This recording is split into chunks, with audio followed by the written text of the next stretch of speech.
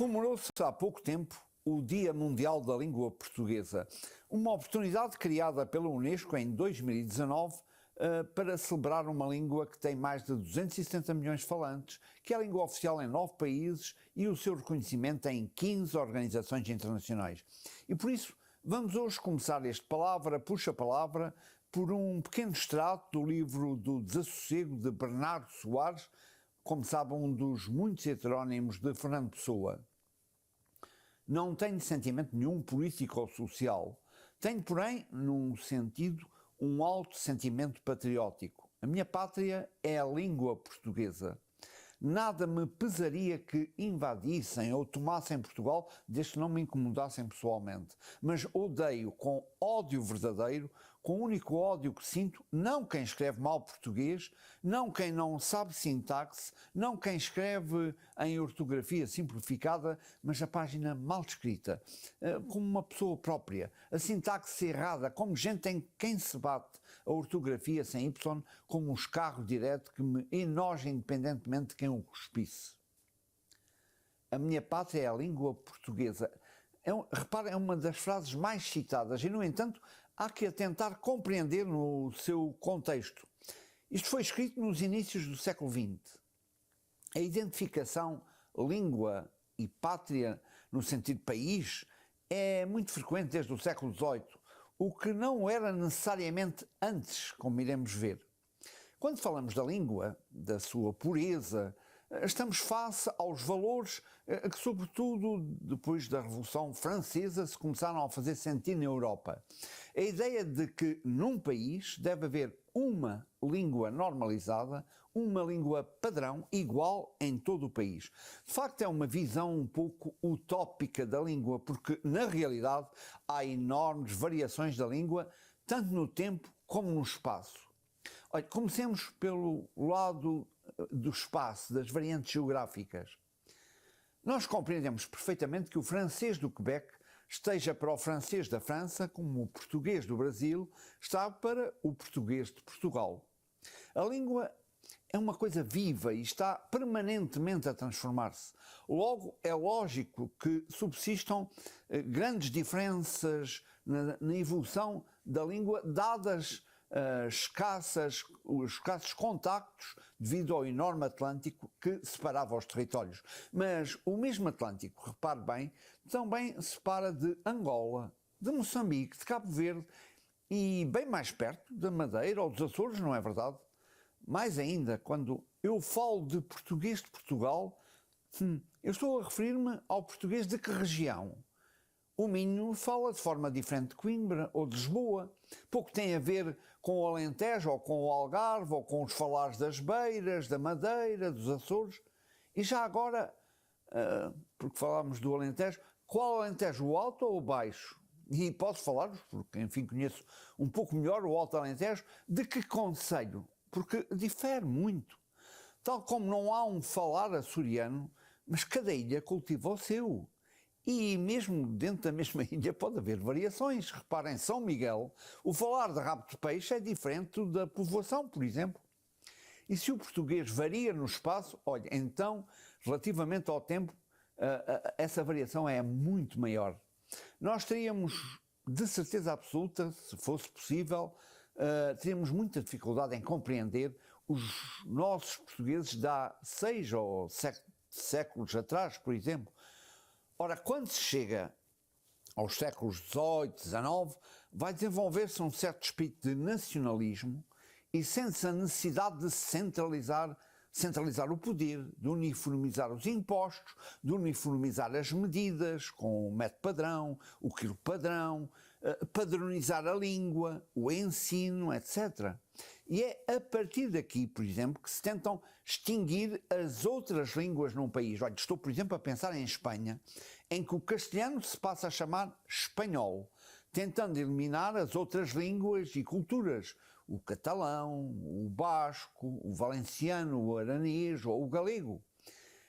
É a ideia de país verdadeiramente que emerge de um país que tem fronteiras perfeitamente marcadas, mesmo por vezes seja uma separação por uma linha imaginária quase ridícula. Olha, como pode ver aqui nesta imagem, que é na região entre Elvas e Badajoz. De um lado da linha é Espanha, do outro é Portugal.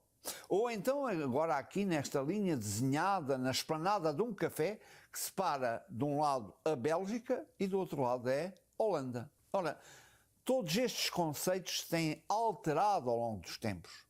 Quem visitasse Portugal há alguns séculos atrás, numa altura em que cada região vivia bastante isolada das outras, veria que o falar, os usos, os costumes, sei lá, os nomes das alfaias, as medidas, eram muito diferentes de região para região. Por exemplo, a língua, à medida que se aproximava da fronteira, estava sempre mais contaminada pelo falar da região vizinha do outro país e, portanto, a fronteira não constituía de forma alguma uma verdadeira barreira. Portanto, as variações linguísticas eram graduais. Não havia um choque quando mudava de um país para o outro. E o mesmo podemos dizer do conceito de tempo. As horas eram calculadas pelo sol e não havia, portanto, a noção de uma hora igual para todo o país, uma hora nacional.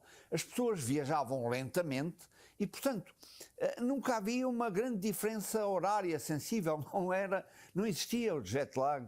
De resto, a necessidade de criar as horas nacionais, os fusos horários resultando de acordos internacionais, tudo isso veio quando os transportes passaram a ser muito mais rápidos, designadamente com o comboio que necessitava ter um horário de partida e outro de chegada. Mas vamos voltar à língua. A língua nacional padrão está muito ligada ao nacionalismo que surgiu e se reforçou apenas nestes últimos 200 anos. Gil Vicente, Camões vão importar muitas palavras do castelhano. O espanhol era uma das principais línguas cultas da Europa. Logo, para estes dois escritores, era uma forma de valorizar o português que eles estavam a utilizar. Hoje, embora nós estejamos cheios de francesismo e, sobretudo, de anglicismos, pensaríamos de forma muito diferente, considerando que toda essa importação iria apenas empobrecer a língua. E já agora, ouça o que Camões diz pela boca de Júpiter no canto primeiro dos Lusíadas. Ouvido tinha aos fados que viria uma gente fortíssima de Espanha pelo mar alto, a qual sujeitaria da Índia tudo quanto Dóris banha. Portanto, se bem compreendemos, Camões diz-nos nos Lusíadas que os portugueses eram uma gente fortíssima de Espanha. Exatamente, Espanha no sentido da Península Ibérica. E, porque estamos a falar de Camões, creio que ele soube, como ninguém, magistralmente, nos transmitir como o mundo não para de evoluir, como as transformações se operam sem que quase nos apercebamos. Vejamos um dos seus mais belos sonetos. Mudam-se os tempos, mudam-se as vontades. Muda-se o ser, muda-se a confiança. Todo o mundo é composto de mudança, tomando sempre novas qualidades.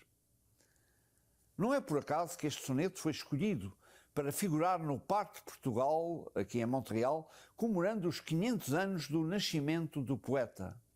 Camões, que vive entre 1524 e 1580, tem verdadeiramente a percepção de como o mundo se está a transformar a uma grande velocidade. Agora, imagine por um momento se metêssemos o Camões na máquina do tempo e ele viesse viver nos nossos dias, em que o ritmo da evolução científica e tecnológica vão a uma velocidade nunca vista anteriormente.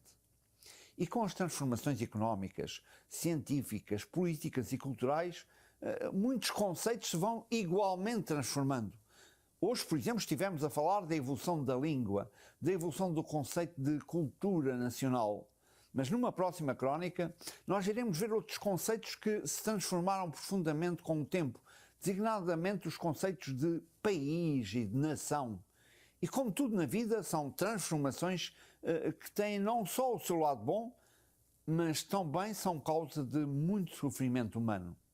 Bom, mas deixemos então isso para o próximo mês. Estas reflexões que hoje aqui lhe trouxe foram em parte sugeridas por um dos nossos telespectadores, a quem agradeço, mas igualmente por uma cápsula sonora um podcast, como agora se diz, chamado Pilha de Livros, do professor Marco Neves, que lhe aconselho vivamente e que pode, por exemplo, ouvir no Spotify. Então, até ao próximo Palavra Puxa Palavra.